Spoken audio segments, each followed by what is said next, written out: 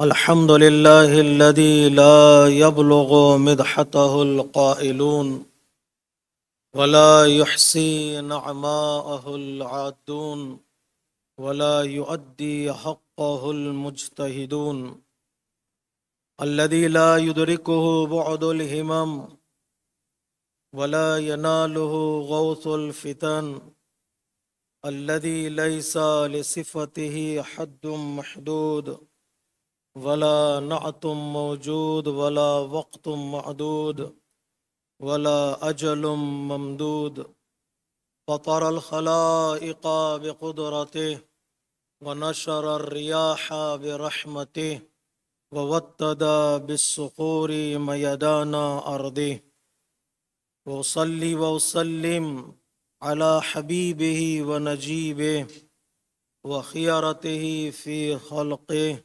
وحافظ سره ومبلغ رسالاته ونذير نقمته وبشير رحمته سيدنا ونبينا وحبيب قلوبنا أبي القاسم المصطفى محمد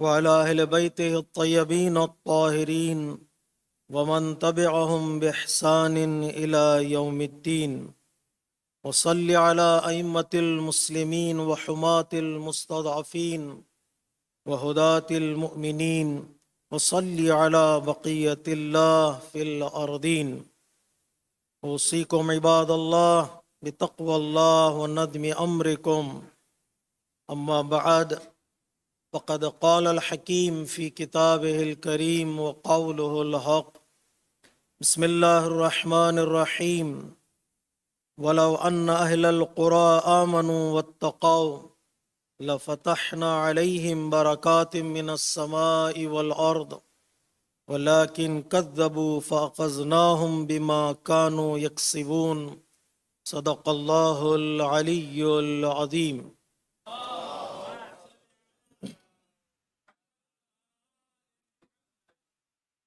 نماز گزارن عزیز، خطبہ اول کی ابتدا میں اپنے نفس کے ساتھ ساتھ آپ تمامی حضرات کو تقوی الہی کی دعوت دیتا ہوں۔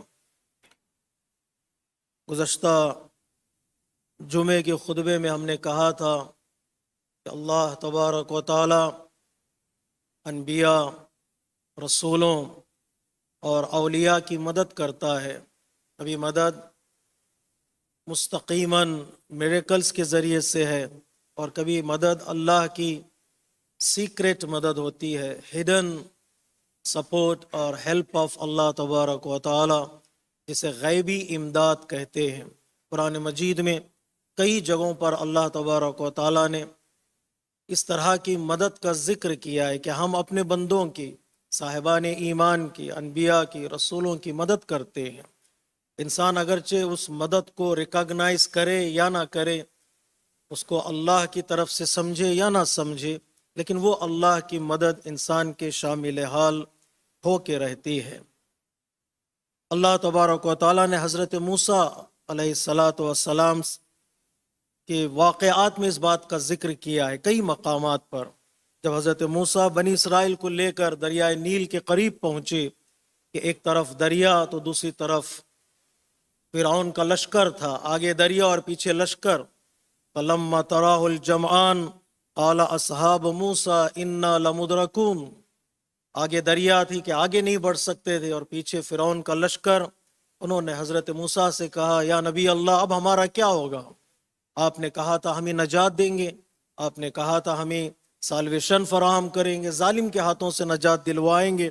اب تو آگے پانی ہے اور پیچھے ظالم ہے اور وہ ہمیں جکڑنے والا ہے، وہ ہم تک پہنچنے والا ہے۔ قال کلا، ایسا ہو نہیں سکتا، گھبراؤ نہیں، ابھی کوئی مدد آئی نہیں تھی۔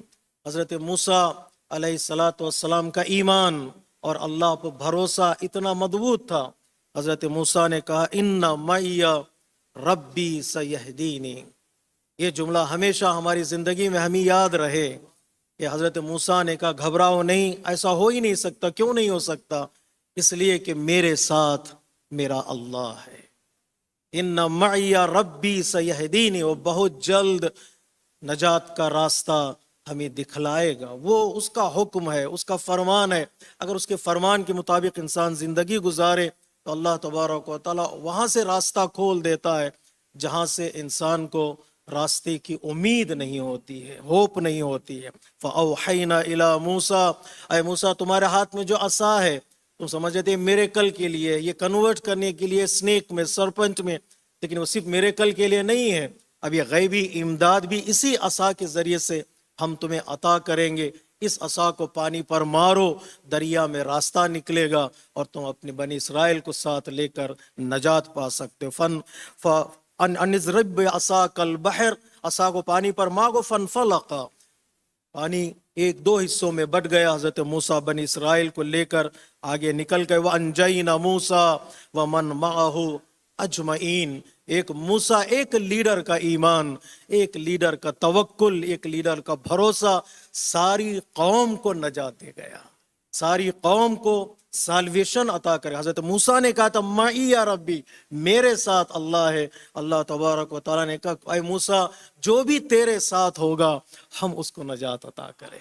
انہوں نے کہا میرے ساتھ اللہ، اب جو موسیٰ کے ساتھ ہوگا ساتھ چلے گا. وَأَنْجَيْنَا مُوسَىٰ وَمَنْ مَعَهُ اجمعین، ہم نے سب کے سب کو نجات عطا کی. نہ تنہا حضرت موسیٰ اور موسیٰ کے قوم کو اللہ تبارک و تعالیٰ نے نجات عطا کی.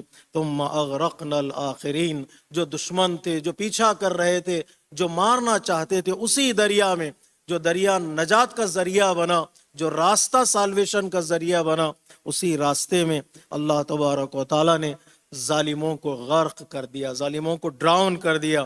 ان فی ذلک لآیہ، اس میں ایک نشانی ہے. کس کے لیے نشانی ہے؟ ہمارے لیے نشانی ہے.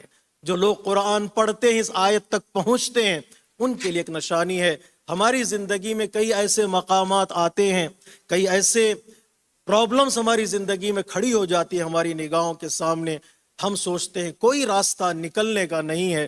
حضرت موسیٰ نے کہا نہیں، اس جملے کو دہراؤ، ان معی ربی سیہدین. اللہ تبارک و تعالیٰ تمہیں وہاں سے راستہ نکالے گا جہاں سے تمہاری امید نہیں ہوتی. وما کان اکثرهم مؤمنین، لیکن اکثر مومنین اس بات کی طرف توجہ نہیں کرتے ہیں. سالویشن ان کی نگاہوں کے سامنے ہوتی ہے، نجات ان کی نگاہوں کے سامنے ہے، لیکن اس کی طرف توجہ نہیں کرتے ہیں. ایک طریقہ اللہ تبارک و تعالیٰ نے بتایا، ہم نے مدد کی ہے سیکریٹ ہیلپ آف اللہ تبارک و تعالیٰ. ہم اپنی زندگیوں میں احساس کرتے. اتنا ہی نہیں، جہاں اللہ تبارک و تعالیٰ نے حضرت موسیٰ کو اپنے احسانات یاد دلائے، اے موسیٰ آج تم نبی بن گئے، آج تم میریکل والے بن گئے، ہاتھ میں عصا ہے اور ایک ہاتھ سورج کی طرح چمک رہا ہے. ہارون، اب تم نے جو دعائیں کی اللہ کی بارگاہ میں، ہم نے ساری دعاؤں کو قبول کیا. شرح صدر چاہیے لے لو، کلام میں آسانی چاہیے کام میں لے لو، زبان میں لکنت نہیں ہونی چاہیے کہا لے لو، ہارون جیسا بھائی چاہیے کہا لے لو. ساری چیزیں اللہ تبارک و تعالیٰ نے عطا کی. عطا کرنے کے بعد کہا پتہ ہے جب تم بچے تھے ہم نے تم پر احسان کیا تھا. اس زمانے کو یاد، تمہیں یاد شاید نہ ہو لیکن اللہ تبارک و تعالیٰ وہ یاد دلاتا ہے. اذ اوحینا الی امک ما یوحی، اے موسیٰ تمہاری ماں پر ہم نے وحی نازل کی تھی. جب فرعون کا لشکر تمہیں بچوں کو قتل کر رہا تھا، ہم تمہیں بچانا چاہتے تھے. کس طرح اللہ نے بچایا؟ میریکلز کے ذریعے سے نہیں، کرامات کے ذریعے سے نہیں، ایک ماں پر اللہ تبارک و تعالیٰ نے الہام کیا، وحی نازل کی، انسپریشن آف اللہ فرام اللہ تبارک و تعالیٰ کہ اس بچے کو کیسے بچایا جائے. اب یہ ماں کا کام ہے کہ اللہ تبارک و تعالیٰ ان کاموں کو ریکگنائز کر رہا ہے. جو کچھ اللہ الہام کرتا جا رہا ہے، ماں اس الہام پر عمل کرتی جا رہی ہے. ان اقذ فیہ فی التابوت، اس بچے کو صندوق میں رکھو. فاقذ فیہ فی الیم، اس صندوق کو دریا میں ڈال دو. تمہارا کام ہے بچے کو پانی میں ڈال دینا، اور ہمارا کام ہے کہ اس بچے کو کس طرح فرعون تک پہنچانا ہے. کہ اللہ تبارک و تعالیٰ، یہ سیکریٹ ہیلپ آف اللہ تبارک و تعالیٰ. حضرت موسیٰ کی زندگی میں اس وقت جب آپ دعا کرنے کے بھی قابل نہیں تھے، آپ اللہ کی بارگاہ میں مناجات کرنے کے بھی قابل نہیں تھے. فَيُلْقِهِ الْيَمْ بِالسَّاحِلِ، ہم کمانڈ دیں گے دریا کو کہ وہ ساحل تک اس صندوق کو پہنچائے، کہ اللہ کے حکم کہ وہ لے جائے. بعض روایتیں کہتی ہیں یہ دریا رائٹ سائڈ پہ بہ رہا تھا، اللہ کے حکم سے یہ صندوق لیفٹ سائڈ جا رہا تھا. یعنی جو فلو ہے، دنیا والے کہتے ہیں فلو کے ساتھ چلنا چاہیے، یہ صندوق بتا رہا ہے کہ نہیں، جب حکم پروردگار ہو کہ دریا کے اپوزٹ ڈائریکشن میں یہ صندوق جا رہا تھا، اللہ تبارک و تعالیٰ نے حکم دیا کہ اس بچے کو بچانا ہے. یاخذہ عدو لی و عدو لا. اس صندوق کو اٹھایا کس نے؟ اس نے اس صندوق کو اٹھایا جو میرا بھی دشمن ہے موسیٰ اور تمہارا بھی دشمن ہے. وہ بچہ پیدا ہو چکا ہے، مارنا چاہ رہا تھا وہ تمہیں، وہ میرا بھی دشمن تمہارا بھی دشمن، جو دشمنی کا اعلان کر چکا تھا. اللہ کی مدد یہ کہ اسی دشمن کے گھر میں حضرت موسیٰ کی پرورش. فَأَلْقَيْتُ عَلَيْكَ مُحَبَّةً مِّنِّي. ہم نے اپنی محبت کو ان کے دلوں میں، تمہارے دل میں، لوگوں کے دلوں میں، فرعونیوں کے دل میں تمہاری محبت ہم نے ڈال دی ہے. ہم چاہتے تھے ہماری نگاہوں کے سامنے اے موسیٰ تمہاری پرورش. اس زمانے کو یاد کرو، وہ اللہ کی مدد تھی. کبھی کبھار انسان آج کے پرابلمز کو دیکھ کر پریشان ہو جاتا ہے. اللہ تبارک و تعالیٰ کہتا ہے پچھلے نعمتوں کو بھی تو یاد کرو، گزشتہ بلیسنگز کو بھی تو یاد کرو. جب وحی رکی تھی تو پیغمبر اسلام نے کہا اللہ کی بارگاہ میں پروردگار وحی کا سلسلہ رک گیا، 10 دن 15 دن لوگوں کی زبانیں کھل گئی ہیں، یا رسول اللہ آپ کا رشتہ منقطع ہو گیا، کٹ ہو گیا اللہ کی بارگاہ سے، آپ ڈسکنیکٹڈ ہو گئے وحی سے. تو اللہ تبارک و تعالیٰ نے کہا اے رسول پریشان نہ ہونا، اس اللہ سے اپنے رابطوں کو برقرار رکھو جس نے تمہیں بچپن میں مدد کی تھی. علم یجد کا یتیمن فآوا. جو بچپن میں مدد کرتا ہے کیا وہ اللہ بدل جاتا ہے؟ بندہ بدل جاتا ہے، اللہ کی نعمتیں اور اللہ کی بلیسنگز بدلتی نہیں ہے. اتنا ہی نہیں ہے موسیٰ کہ ہم نے تمہیں بچپن میں بچایا، یہ الہام ہے. الہام کے ذریعے سے، ماں کے ذریعے سے اللہ تبارک و تعالیٰ نے حضرت موسیٰ کی حفاظت کی. ہم نے تمہاری بہن کے ذریعے سے بھی تمہاری حفاظت کی ہے.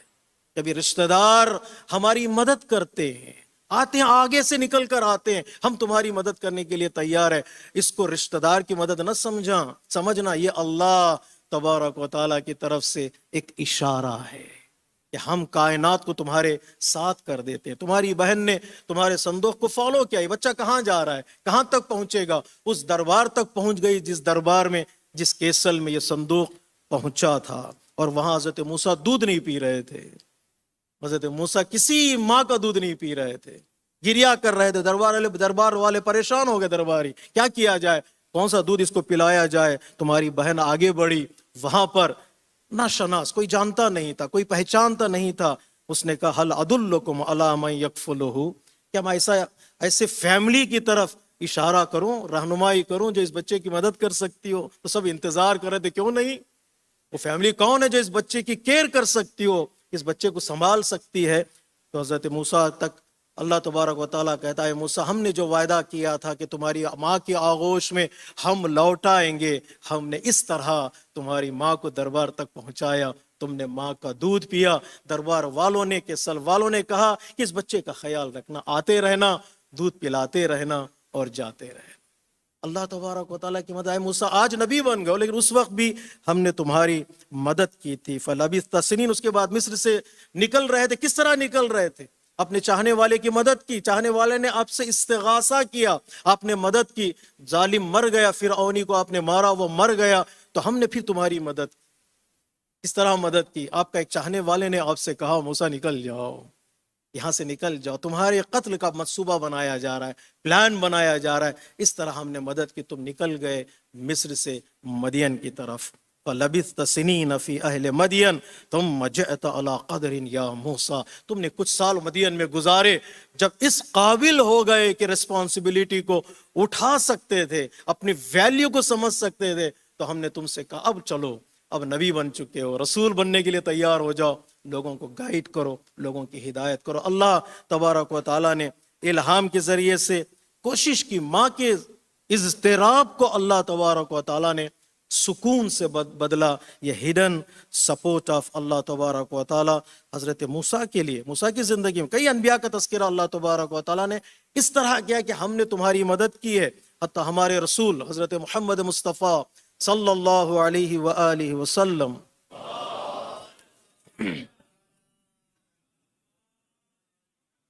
کی زندگی میں ہم کئی جنگوں میں کئی مواقع میں یہ نظر ہمیں آتا ہے کہ اللہ تبارک و تعالیٰ نے آپ کی مدد کی ہے. دشمنوں کے دلوں میں ڈر کا بٹھا دینا، خوف کا بٹھا دینا، بارش کا نازل کرنا.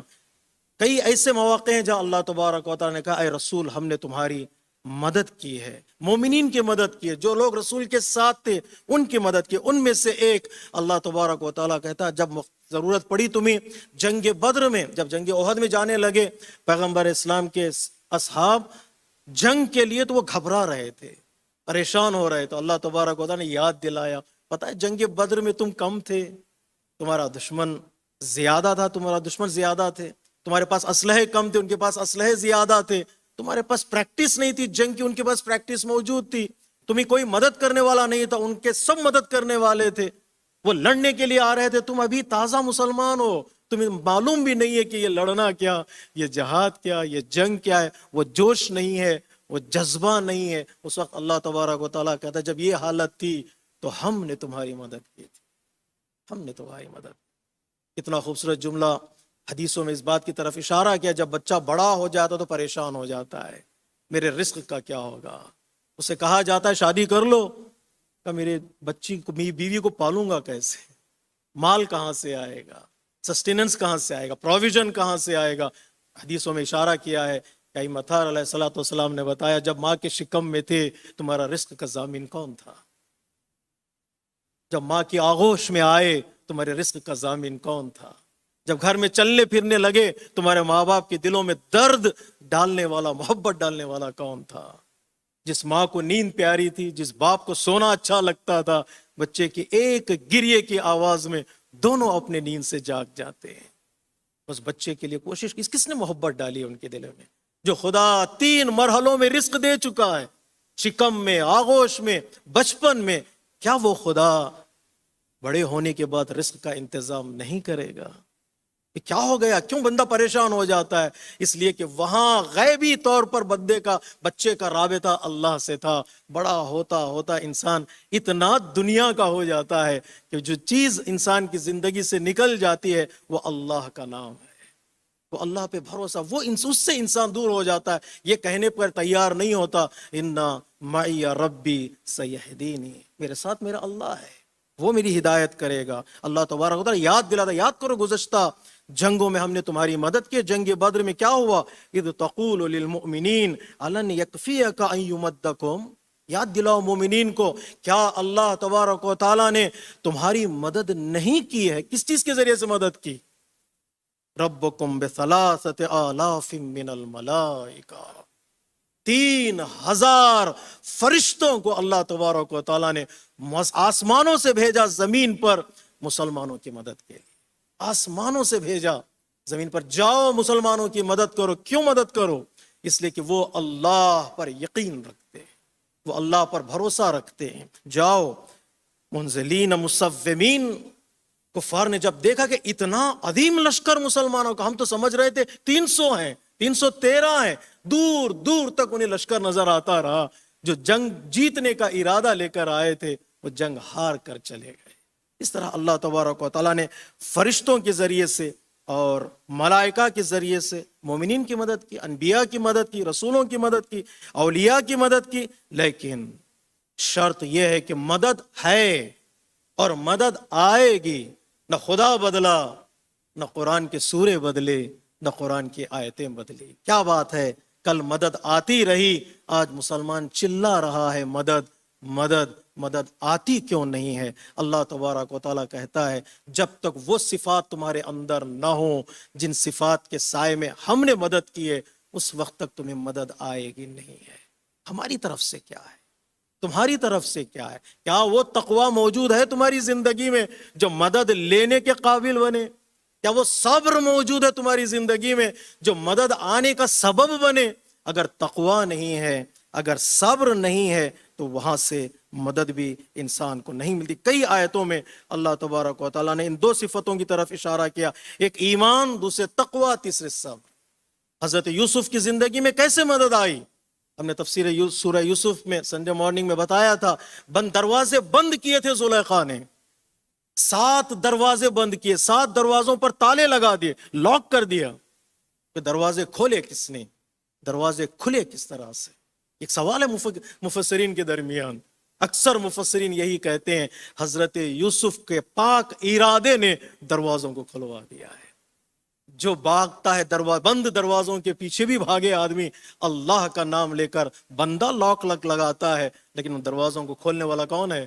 اللہ تبارک و تعالیٰ. اس نے دروازوں کو بند کیا، اللہ تبارک و تعالیٰ کہتا ہم نے ان دروازوں کو کھول دیا. حضرت یوسف نجات پا گئے. اگر آدمی دوڑے، اور اسٹوری کے اینڈ میں انشاءاللہ ہماری گفتگو ہو رہی ہے، تو اسٹوری کے اینڈ میں اللہ تبارک و تعالیٰ کہتا ہے کیوں یوسف کو تو نے سپورٹ کیا؟ کہ اللہ کی کسی سے رشتہ داری ہے؟ سورہ توحید پکار کر کہہ رہا اللہ کسی کا رشتہ دار نہیں ہے. بیوی ہی نہیں ہے تو بیوی کے بھائی کا مسئلہ کہاں سے آئے گا؟ شادی ہی نہیں کی اللہ تبارک و تعالیٰ نے تو وہ جھنجٹ ہی نہیں ہے، وہ رشتہ داروں کی سپورٹ کا تصور ہی نہیں ہے. تو پھر یہ بات اللہ تبارک و مدد کیوں کر رہا ہے؟ اللہ تبارک و تعالیٰ پکار کر رہا ہے. حضرت یوسف میں ہم نے دو چیزوں کو دیکھا، ایک تقوی، دوسرے صبر. اگر وہ چیزیں تمہاری زندگی میں بھی آ جائیں، اللہ تبارک و تعالیٰ ہماری اور تمہاری زندگی کو بدل دے گا. وہ مخصوص غیبی امداد اللہ کی آج بھی موجود ہے. سورہ فیل آج بھی موجود ہے، سورہ قریش آج بھی موجود ہے، سورہ فتح آج بھی موجود ہے. اگر ہم بدلنے لگیں، یقیناً اللہ تبارک و تعالیٰ کی مدد ہمارے شامل حال ہوگی. ان احسن الحدیث وابلغ الموعظہ کتاب اللہ. بسم اللہ الرحمن الرحیم. والعصر ان الانسان لفی خسر الا الذین آمنوا وعملوا الصالحات وتواصوا بالحق وتواصوا بالصبر.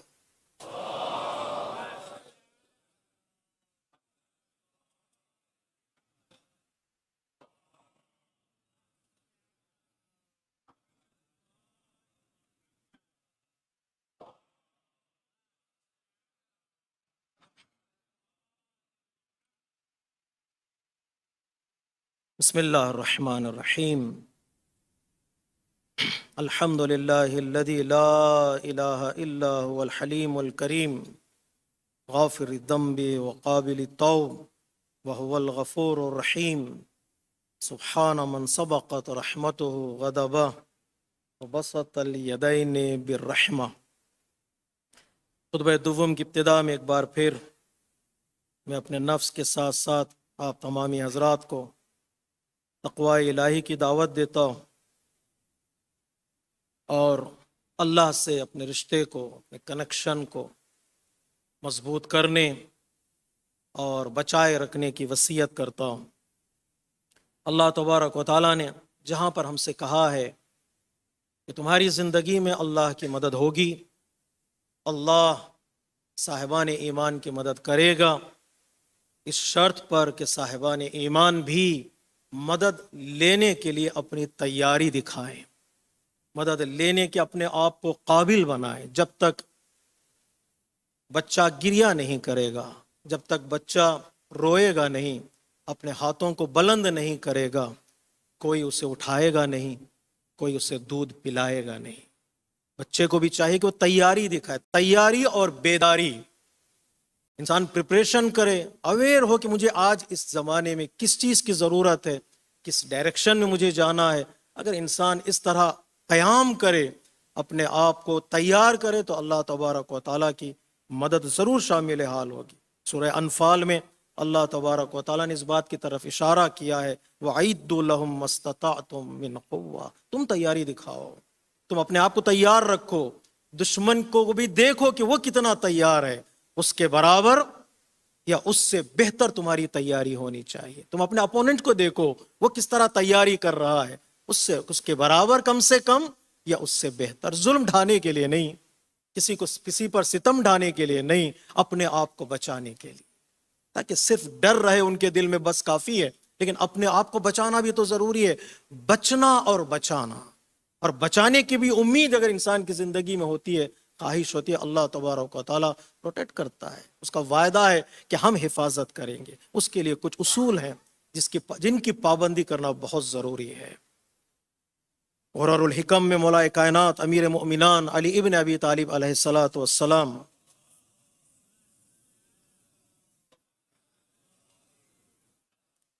کچھ ٹیکنیکل حدیث ہے، میں اس کو ٹرانسلیٹ کر دیتا ہوں، سمجھنا آپ کا کام ہے انشاءاللہ. مولا کائنات اس حدیث میں 4 اصول بتاتے ہیں کہ اگر ملک کو بچانا ہو، اگر فیملی کو بچانا ہو، اگر کمیونٹی کو بچانا ہو، اگر اپنے بزنس کو بچانا ہو، اپنی پرسنالٹی کو سیو کرنا ہو، پروٹیکٹ کرنا ہو دشمنیوں سے، ہارم سے، پریشانیوں سے، پرابلم سے، تو مولا کائنات فرماتے ہیں 4 چیزوں کا خیال کرنا. ان 4 چیزوں کی طرف توجہ کرو تو خود بخود چیزیں بچ جائیں گی. اللہ تبارک و تعالیٰ کی رحمت وہاں شامل حال ہو جاتی ہے. پہلی چیز مولا فرماتے ہیں کوشش کرو یہ ہو نہ پائے تضییع الاصول، پرنسپلز کو کبھی ضائع نہ کرنا، فنڈامنٹلز کو کبھی کمزور نہ کرنا، اصولوں پہ کبھی آنچ نہ آنے پائے، روٹس کو کبھی نقصان نہ پہنچانا. اگر روٹس کو نقصان پہنچا تو سمجھو تمہارے ہاتھوں سے تمہارا درخت گیا. تضییع الاصول سے ملک برباد ہو جاتے ہیں. پرنسپل پر کمپرومائز کر لے آدمی، پرنسپلز پر کمپرومائز نہیں ہوتا ہے. پرنسپلز پر چلو بیٹھے بات کریں گے. کفار نے کہا پیغمبر اسلام سے چلو تم 6 مہینے ہماری عبادت کر لو، 6 مہینے ہم تمہاری عبادت کر لیتے. بھیا مجھے عبادت کی ضرورت نہیں ہے، لکم دینکم ولی دین، تم اپنی عبادت کرو میں اپنی عبادت کرتا ہوں. اصولوں پر کمپرومائز نہیں ہو سکتا. اتنا رحیم رسول، اتنا رعوف رسول. جب بات پرنسپلز کی آتی ہے کہ پرنسپل ضائع نہ ہونے، فنڈامنٹلز کو نقصان نہیں پہنچنا چاہیے. ہمارے پرنسپل چاہے دینی ہو، سماجی ہو، سیاسی ہو، پولیٹیکل پرنسپلز ہمارے ہوتے ہیں. ہمارے پرنسپل جو ہم بناتے ہیں، دین بنا کر دیتا ہے، اس پہ انسان کو قائم رہنا پڑتا ہے. ذرہ برابر سستی کا مطلب ہے ہماری زندگی خطرے میں پڑ سکتی ہے، ہمارا کام ڈینجرس ہو سکتا ہے. مولا کائنات نے فرمایا اصول کا خیال رکھو. اس لیے کہا گیا ہے، بعض علماء کہتے ہیں درختوں پر پتوں پر پانی دینے سے درخت تازہ نہیں ہوتا جب تک جڑوں کو پانی نہیں دے. جب تک روٹس کو پانی نہیں دیں گے درخت تازہ نہیں ہوتا. پتے سجا دو، ڈیکوریٹ کر دو، صرف ڈیکوریشن سے کوئی کام حل ہونے والا نہیں ہے جب تک روٹس کو پانی نہیں دیتے. 1 2 وَالتَّمَسُّكِ بِالْفُرُوعِ، روٹس کو چھوڑ دیا، برانچز کو پکڑ لیا. روٹس کو چھوڑ دیا، فرعی چیزوں میں پکڑ لیا. رنگ کیسے لگانا چاہیے، دیکھو دیوار مضبوط ہے یا نہیں ہے، دیوار کیسی ہونی چاہیے، پہلے دیکھو فاؤنڈیشن صحیح ہے یا نہیں ہے. کون سا رنگ کلر چاہیے ہمارے گھر کے لیے، وہ کون سا کلر چاہیے. دیکھو فیملی سٹرکچر ہمارا مضبوط ہے یا نہیں ہے، میاں بیوی کے درمیان محبت ہے یا نہیں ہے، وہ رحمت کا رشتہ باقی ہے کہ نہیں ہے. اس کے بعد کرٹنز پہ بحث ہو، اس کے بعد کلر پہ بحث ہو. اگر روٹس کو نقصان پہنچا دیا، برانچز کو پکڑ لیا، تو یہ برانچ انسان کو نجات نہیں دے سکتے چاہے جتنی بھی خوبصورت برانچز ہو. تو یہی مثال ہو جائے گی کہ انسان چائنیز کے فلاور پر پانی دینے لگے، نہ اس سے خوشبو آئے گی، نہ اس سے رنگ آئے گا، اس کی تازگی ملے گی. تو روٹ ہی نہیں ہے، مضبوط جڑیں ہی نہیں ہیں. ان جڑوں کا خیال کرنا چاہیے جو ہماری آئیڈینٹی ہیں.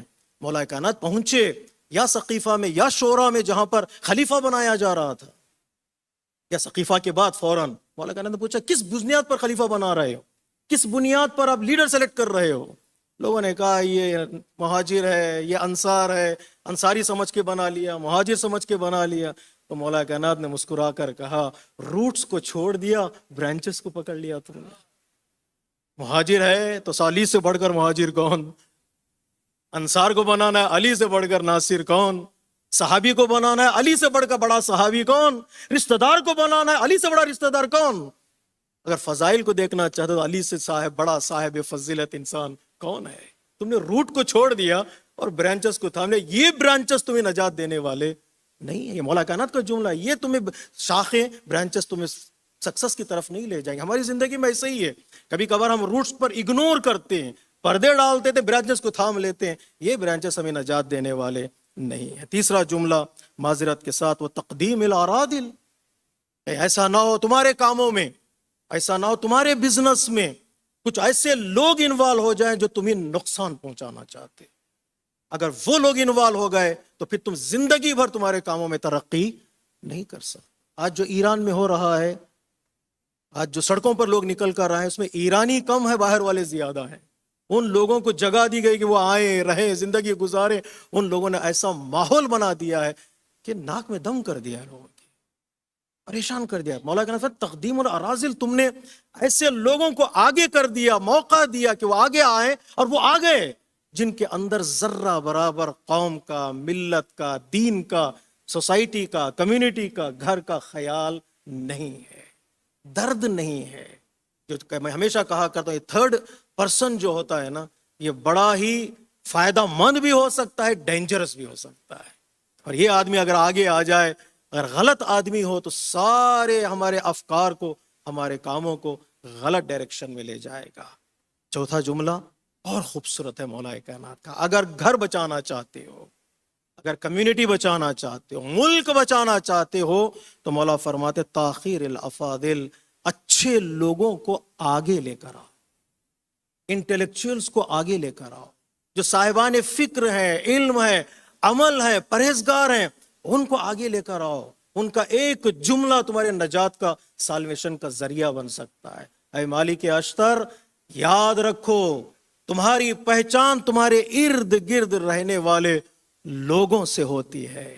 وہ لوگ اچھے ہیں تو تم اچھے، اگر وہ لوگ برے نکلے تو سوال تم سے کیا جاتا ہے، لوگوں سے سوال نہیں ہوتا.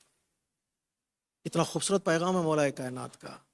تاخیر الافاضل، ان افاضل پڑھے لکھے لوگوں کو پیچھے نہ ڈھکیل دینا، ان کو آگے لے کر آؤ. جو درد رکھتے ہیں وہ ذمہ دار بن جائیں تو قوم آباد ہوتی ہے. درد مند لوگ اگر آگے آ جائیں تو گھر بچ جاتے. میں ہمیشہ میرے بزرگوں سے، ہمیشہ میرے صاحبان علم سے، صاحبان عمل سے میری ہمیشہ درخواست ہے، گھروں کے پرابلمز میں انوالو ہو. اگر آپ انوالو نہیں ہوں گے ان کو سالو کرنے کے لیے، یقین مانے کوئی ایسے لوگ انوالو ہوں گے جو آپ کے بچوں کے گھروں کو توڑ دیں.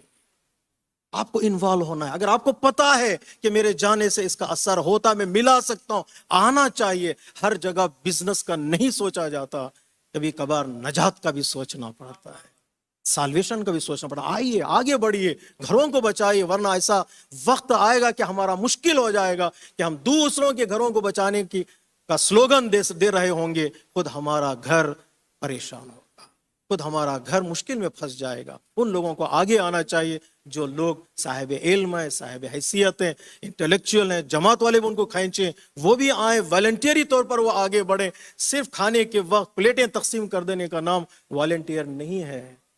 قوم میں کچھ مسائل ایسے بھی ہیں جن کو حل کرنے کے لیے ہمیں آگے آنا پڑتا ہے اور سٹینڈ لینا پڑتا ہے. جب سٹینڈ لیں گے ہماری آئیڈینٹی بچے گی، ہمارے روٹس بچیں گے، اور اس وقت اس کی خاطر ہم بچ جائیں. جیسے آیت اللہ مرحوم علامہ ذیشان حیدر جوادی نے بڑا خوبصورت جملہ کہا تھا، مسجدیں بچا لو، امام بارگاہیں بچا لو، وہ تمہارے بچوں کو بچا لے. وہ تمہارے بچوں کو، ایک سسٹم ہے جو سسٹم کے تحت کمیونٹیز کی حفاظت ہوتی ہے. اللہ تبارک و تعالی ہم سب کو توفیق دے کہ ان مولا کائنات کے کلام کو سمجھیں اور اس پر عمل کرنے کی کوشش کریں. اللہم صلی علی سید المرسلین و شفیع المذنبین نبی محمد صلی اللہ علیہ وآلہ.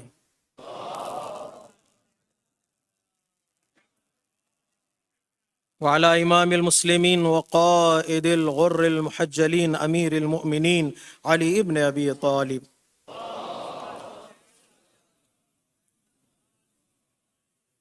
وعلى سيدة النساء العالمين وبدأت خاتم النبيين سيدتنا فاطمة بنت رسول الله. وعلى الحسن المجتبى والحسين الشهيد بكربلاء سيدي شباب أهل الجنة.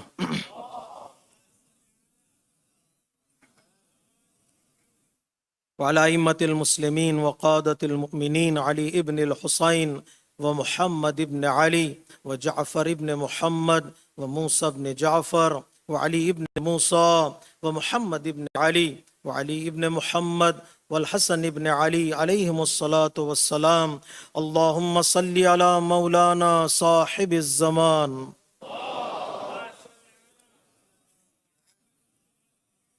صلوات الله وسلامه عليه وعلى آبائه الكرام. اللهم افعل بنا ما أنت أهله ولا تفعل بنا ما نحن أهله. اللهم اجعلنا ممن يذكر فتنفه الذكرى. إن الله يأمر بالعدل والإحسان وإيتاء ذي القربى وينهى عن الفحشاء والمنكر والبغي يعظكم لعلكم تذكرون. إن أحسن الحديث وأبلغ الموعظة کتاب اللہ. بسم اللہ الرحمن الرحیم. قل هو اللہ احد اللہ الصمد لم یلد ولم یولد ولم يكن له كفوا أحد. صدق